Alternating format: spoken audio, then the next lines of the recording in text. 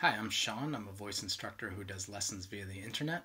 And just so you know, this video is almost identical to the one that I made about Sam Smith and Normani, minus the parts about Sam Smith and Normani. So, what makes high notes sometimes sound higher or lower than they actually are? Without going into technical detail involving formant discussion and full sound spectrum, which you can read about in Kenneth Boseman's book, Practical Vocal Acoustics, if you like to get technical, here are 6 things about how someone sings a note and who they are that can affect how high we perceive that note to be. Now, these are just my own observations. I haven't done any rigorous scientific study or anything like that, and people's perception can be different, so don't take this as absolute. I apologize in advance. I'm going to be using some terms like placement and vowel modifications and these sort of things that we talk about when we talk about singing in a somewhat technical manner. But I'll put some links to some videos about them below because I'm just not going to have time to go into detail about each one and what they mean precisely. So these 6 things that I'm going to talk about are based upon 3 hypotheses. The first is that the more full a sound spectrum is in the lower frequency range with respect to the higher frequency range,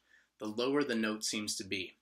And this is with the fundamental frequency, which is basically the sung pitch or the note you're singing, being the same. The second, and this is like French style here, you know, because they count like this. 1, 2. The second thing is contrast. So what came before the note or concurrently with the note and contrast to that note can affect how high or low it seems to us. And the third thing is our expectations, which are based upon our experiences in the past, and I'll talk about that. So on to the 6 things that affect how high our ear perceives a note to be. First thing, falsetto-y or head voicey, basically more feminine sounding notes, seem higher than chesty or masculine sounding ones. And this is a key mechanism based on the shape of the vocal cords and over what area they're touching or not. I'll demonstrate this on a G-sharp 4. Now when you hear these notes back to back, this effect is going to be more subtle because your ear has a reference point of the previous note, so you hear it in chest voice and then falsetto right back to back. And it's like, well, of course those are the same note. But if you hear them in isolation, so you don't have that reference point, you don't have a point to contrast against, then this effect will come into play, I hypothesize. You. So in terms of the 3 hypotheses I mentioned, this would be a less full acoustic spectrum at lower frequencies, plus the expectation that falsetto and head voice are higher. The next 3 things, 2, 3, 4, that affect how high we think a note is, relate to the shape of the resonant tract. With a smaller resonant tract, there's less amplification of lower frequencies and thus a less full spectrum in the lower frequency range, generally resulting in notes seeming higher. So these 3 things are forward placement. When we place more forward, the notes seem higher, and this as well as the vowel modifications we use that can make the vowels more forward, such as the word the is an sound, but we can do the, which makes it a more forward sound, so the.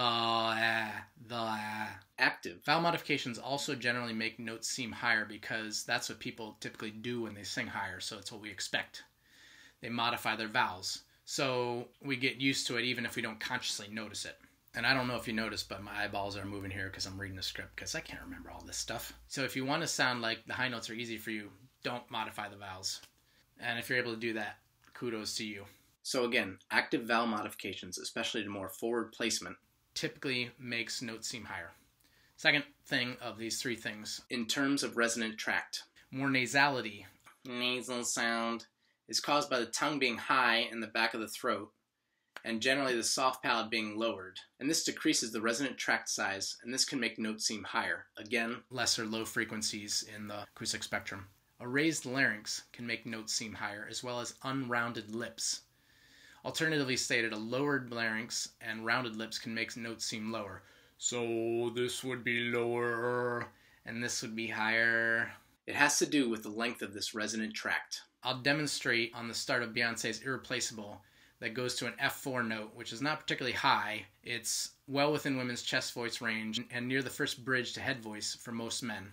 First, a low larynx, backward placement, less nasally chest voice, versus high larynx, whoop, forward placement, burp, nasally, head voice sound. To the left, to the left. To the left, to the left. To the left, to the left. To the left, to the left. I really don't know why Beyonce didn't hire a man to sing this part like this. The song would have been even more popular, I'm sure, but maybe it's because it sounds terrible. I missed this when I started making this video, so we'll call it 4C. pharynx openness. Pharynx is the open area in the throat, and how open or closed it is affects how high or low a note seems to be. And this again is a resonant tract size effect. A more narrow pharynx from closing down your throat will give a less full lower frequency spectrum. And so the notes will generally sound higher. So if you're keeping your throat open, the note will generally seem to be lower. 4C, so that would make it 8 things instead of 6. Number 5! Distortion can make notes seem higher or lower. Healthy grit distortion makes them seem lower by giving a more full spectrum of noise or sound in the lower frequency range. I'll demonstrate this on Hallowed Be Thy Name by Iron Maiden, which goes up to a B4. When the birds come to rain me the last rites! When the birds come to rain me the last rites! When the birds come to rain me the last rites! Straining or choking distortion, like the sounds we make when it sounds like it's difficult for us to reach a note, that tends to make us think that the note was higher than it actually was. And that's due to number 6. 6. The easier a high note sounds to produce, the lower it seems to be. And this is mostly an expectations thing, I believe. Again, this is all my hypotheses. So if you sound like you're choking, it sounds difficult and the note seems to be higher. Notes that are closer to the top of someone's range, either their chest voice range or their head voice range, generally sound thinner and seem higher than if they were sung by someone with a higher chest and or head voice range. And as I mentioned before, vowels that aren't modified when singing up high, that normally would be to make it easier around the register break, make it seem like the person isn't near the register break. So unmodified vowels tend to make singing seem easier and thus lower when you're going up high. One way to make your singing sound easier when going up high is to do some vocal cord strengthening exercises. And one of my favorites is the attack and release onset from the Vocalist Studio TVS methodology of Robert Lunty. And I'll put a link for that below.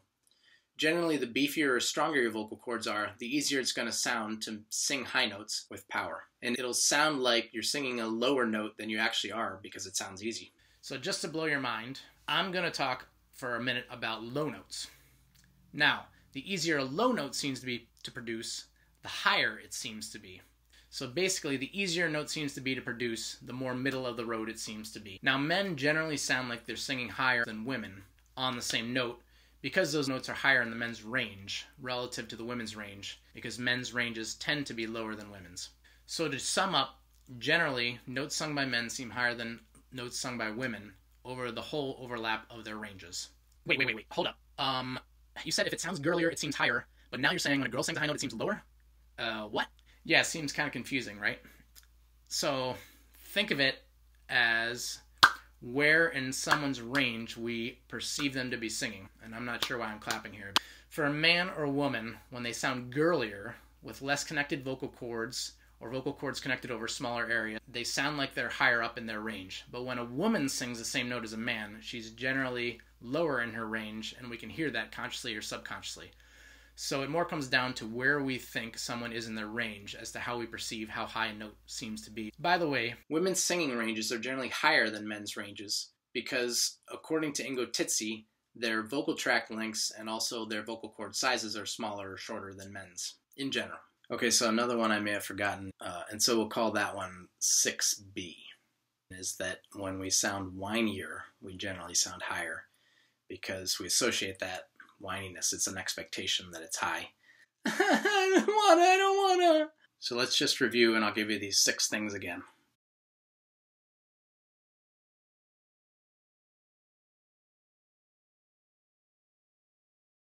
There are other non-lead singer related factors that can affect how high sung notes seem to be. So that's sung S-U-N-G. Such as the melody itself, including what note or interval precedes the high note, and things we expect, such as a note near the end of a song typically being a high note, some note that you hold near the end of a song. The lyrics also affect which vowel sounds you could sing or modify to on a note without sounding totally weird or unintelligible, and these vowel sounds can affect how high a note seems. Effects placed on the vocals, such as equalization and distortion, can also affect our perception. Finally, there are the backing instruments and the backing vocals.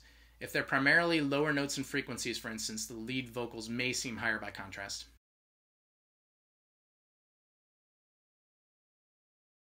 Oh, and if you're interested in how high the vocals of a given song go, I've started a list of over 100 songs with the highest and lowest notes listed. You can find it in my vocal consulting Facebook page, although I'm also planning on doing a video on that in the future, so subscribe to my channel and be on the lookout for it if it interests you.